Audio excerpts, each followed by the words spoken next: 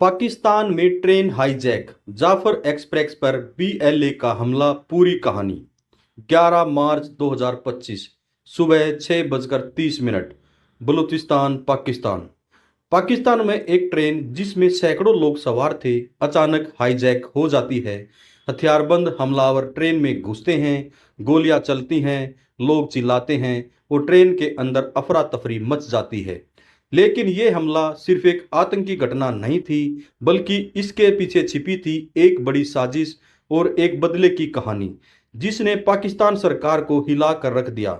आज हम आपको बताएंगे जाफर एक्सप्रेस हाईजैक की पूरी कहानी, जिसमें बंधकों की जान खतरे में थी, पाकिस्तान की सेना और सरकार दबाव में थी और एक बड़ा सत्ता संघर्ष चल रहा था। रात के 2 बजे जाफर एक्सप्रेस ट्रेन क्वेटा से चली। इसका आखिरी स्टेशन पेशावर था। इस ट्रेन में 450 से ज्यादा यात्री सवार थे, जिनमें आम नागरिकों के अलावा पाकिस्तानी सेना, पुलिस और आईएसआई के अधिकारी भी मौजूद थे। सुबह 6:30 जब ट्रेन बलूचिस्तान के मस्तूंग इलाके में पहुंची, अचानक एक बड़ा धमाका हुआ। रेलवे ट्रैक को बम से उड़ा दिया गया, जिससे ट्रेन को आपातकालीन ब्रेक लगाकर रोकना पड़ा।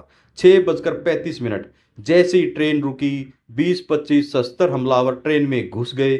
ये हमलावर बीएलए बलूच लिबरेशन आर्मी के लड़ाके थे। बीएलए के लड़ाकों ने ट्रेन के अंदर घुसते ही गोलियां चलाई। ट्रेन के अंदर अफरा तफरी मच गई। यात्री डर के मारे सीटों के नीचे छिप गए। बच्चे रोने लगे और चारों तरफ चीख पुकार सुनाई देने लगी। लेकिन हमलावरों का मकसद सिर्फ आम यात्रियों को डराना नहीं था। वे पाकिस्तानी सेना, पुलिस और आईएसआई अधिकारियों को ढूंढ रहे थे।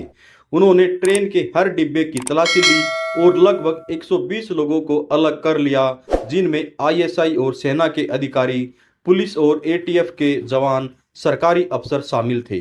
फिर उन्होंने एक वीडियो जारी किया और पाकिस्तान सरकार को धमकी दी, अगर हमारी मांगे नहीं मानी गई तो हम बंधकों को एक एक करके मार देंगे।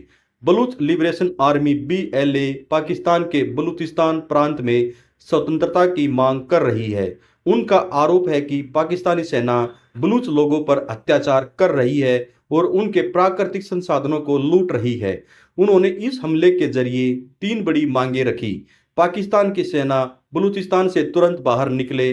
पाकिस्तानी सरकार बलूच कैदियों को रिहा करे।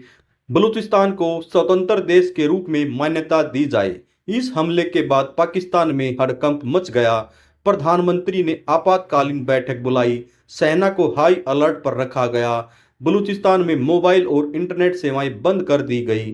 पाकिस्तान सेना ने बलूचिस्तान के कई इलाकों में हवाई हमले भी शुरू कर दिए, जिससे स्थिति और भी गंभीर हो गई है।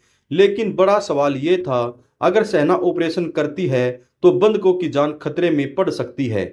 खुफिया रिपोर्ट के मुताबिक इस ट्रेन में आईएसआई के कुछ गुप्त अधिकारी भी सफर कर रहे थे, जो बलूचिस्तान में एक सीक्रेट मिशन पर थे। बीएलए को शायद इसकी जानकारी पहले से थी और इसी वजह से उन्होंने इस ट्रेन को टारगेट किया।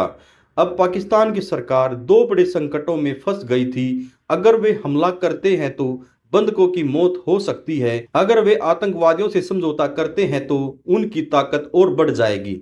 फिलहाल पाकिस्तान सरकार बातचीत और मिलिट्री ऑपरेशन दोनों ऑप्शन पर विचार कर रही है। क्या पाकिस्तानी सेना बंधकों को बचाने में कामयाब होगी? क्या बीएलए पाकिस्तान पर दबाव बनाने में सफल होगा, या फिर यह मामला किसी बड़े सौदे या डील की तरफ बढ़ेगा?